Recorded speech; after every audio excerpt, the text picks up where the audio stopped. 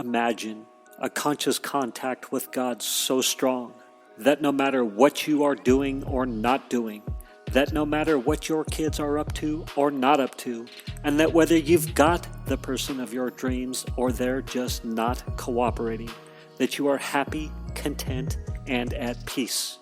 A space where everyone else's thoughts, attitudes, and actions are beautiful and exactly as they are supposed to be. Well, this is the space where I like to play. My name is Mischa Z, and this is today's Bitch Slap. Join me as I shed light on the thoughts, actions, and attitudes that are causing you pain, and we train our minds to go to the capital S inner self, the joy that is waiting for us, the God within. So, episode 2, the vehicle story. I'm not sure if I mentioned in the previous episode the depth of dislike and spiritual discord I had around my old job at the time. At the time I had that aha moment, but or how blown to bits I was coming out of the end of that relationship from that aha moment. And anyhow, I have nothing but love for my girlfriend at that time, who I don't believe ever really had a fair shake, and really was the catalyst for me for major transformation. So God bless her, and all my love goes out to her. But anyway, I was blown to bits coming out of that relationship. My heart just cracked open, and I really have dislike for my current job, and as a matter of fact, I had become the problem at the job now. So throughout my mortgage career, I was usually the rah guy. At sales meetings, I was always a team player and company player, and just really supportive and loving my bosses, and how do we, drive more revenue, do more loans, positive. And overnight I had shifted to the problem. I was the problem now. I was toxic. Man, if you brought me into a sales meeting, I was bringing it down. And as a matter of fact, I had this old boss, Darren, such a great mentor for me. I worked for him a couple times within my career, but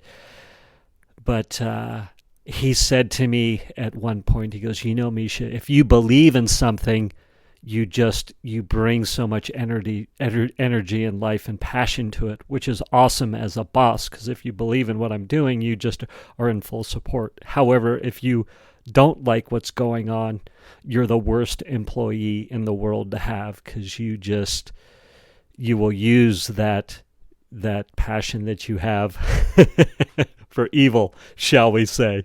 And it was a great insight from Darren. And actually how I got to have that conversation with him was I had this mentor at one point, Kyle Cease, an amazing man for anybody who knows him or has gotten to work with him. But I was doing some heavy lifting with Kyle, and I'll get to this in a minute. But basically it was go to some old people and find out their perceptions of you. So that's what I had done with Darren, an old boss, and he let me know that. So at this point, I'm the toxicity at my job, and it's very clear that I am part of the problem versus part of the solution, and I am no longer being of service. And I had all these fears and on why I shouldn't leave. And like society, I believe, or the messages that I was paying attention to for a long time, was selling me a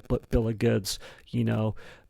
Success is the answer, how you look is the answer, what your body fat level is the answer, how much money you have is the answer, do you have the right relationship, do you have a relationship at all.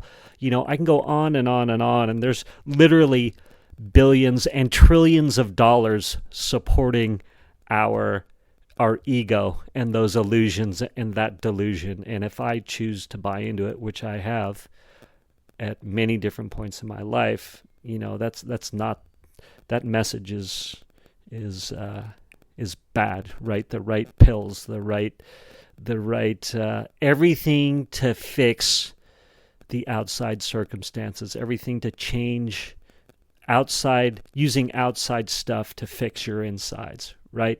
And some of those things can be great tools. Again, I'm going to go with get aligned with your God, my God within, make that God so big that I am taking God-centered action, and then that's the solution. Anyway, I digress. So I finally get to the point where I needed to trust in God and take alternative action.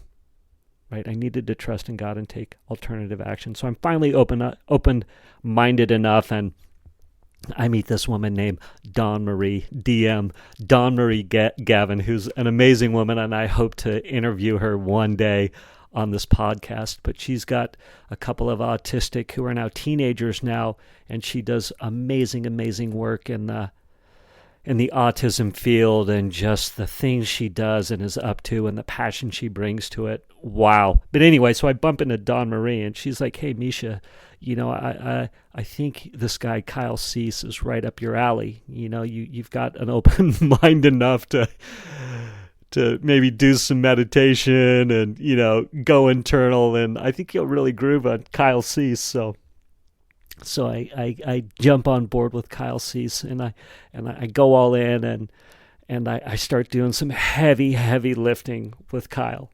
And one of my favorite things he says is to love whatever it is. And that's such a great tool. Whatever issue we've got, love it. And I love that. My wife isn't doing what I want, and I love that. I don't have enough money in the bank, and I love that. I'm single, and I love that. Whatever it is, and use that tool as a jumping off point. But basically, I do this heavy lifting, and I figure out with Kyle's help that what is bringing me joy, what the next step is to just quit my job, take the leap, and see what happens next. And it is very clear to me at this point that what is bringing me joy is my kids, and the opportunity to be a stay-at-home-ish dad and to wander with intention is the next step. So literally overnight, I go into my boss. I'm like, I quit. And he goes, we'll match whatever other offer you have. And I said, no, I'm quitting my job. I'm quitting the industry. Well, what are you going to do, Mischa? I said, that's a great question. I don't know, but I quit. And so what a magical jumping off point for me. And quitting was good.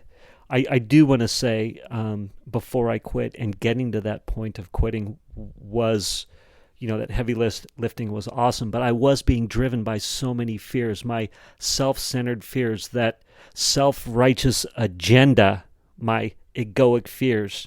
And that's kind of like saying I was just obsessed with myself and what I was going to lose and what I wasn't going to get, or I was really just worried about me and what people thought about me, and that, hey, you're supposed to have another job before you quit your old job. Well, that surely wasn't the case. So, that my savings, this illusory savings I had, that pile was supposed to be getting bigger and not smaller, and that it's really important that my perceived pile is bigger than your perceived pile. And, those are just the main selfish fears that I had, the most obvious ones.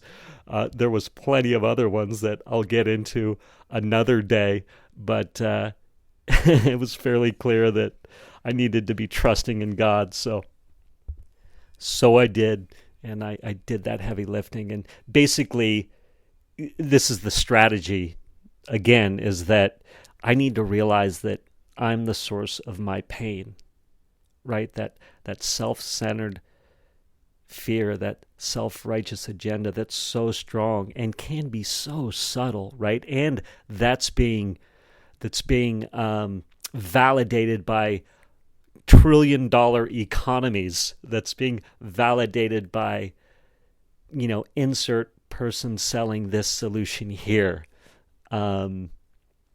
So yeah, I needed to realize that I was the source of my pain, and that I needed to trust that God had a plan, that God has a vision of joy and love for me. And then I needed to go within and align my spirit, align my agenda with God's agenda, my spirit. I needed to align those two things and do the required heavy lifting. And so I can tell you that the results have been magical. Like, I have not regretted quitting the mortgage business one day.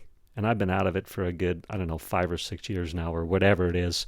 4 or 5, whatever. Seems like lifetimes ago. I've not regretted it one day. And as a matter of fact, I had an opportunity to consult and help coach somebody up, to help mentor somebody for a couple of months. And that was perfect. It was clear. God was like that God within, the capital S Spirit was like, hey, you can be of service by helping this person. So I went and did it for about 2 or 3 months. As soon as that person was where they needed to be, it was evident that I needed to leave the mortgage business again. And let me tell you right now, the mortgages are cranking. There's so much money in that business. And I, in good conscience, am so happy not to be engaged in it. How freeing is that? People all around that I know or used to have relationships with are crushing it and minting money. And it doesn't bother me. And I'm excited and happy for them, right? And I don't have to partake. Oh my gosh, what a gift.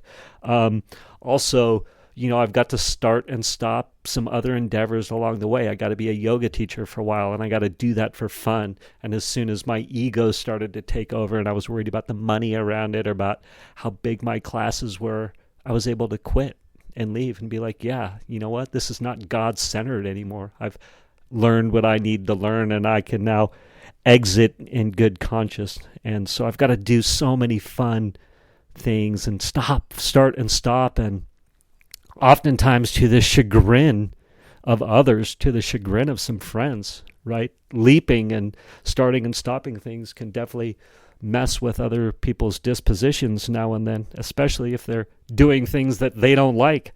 And another cool thing, and I'll get into this on some other episodes, is that sometimes God wants me sitting on the couch, and I'm cool with that. Sometimes my massive God wants me watching some Netflix or having a little bit of a belly or, just walking instead of doing a ton of yoga. And I can be happy in that space. And I love that. Thank you, Kyle C, so much for that. And I love that because it has saved me so many times. And I'm not saying that we're going to avoid perceived struggles, that we're going to avoid these perceived struggles. But what I am saying is that they are just that. They're perceived, and the light will be shined on that.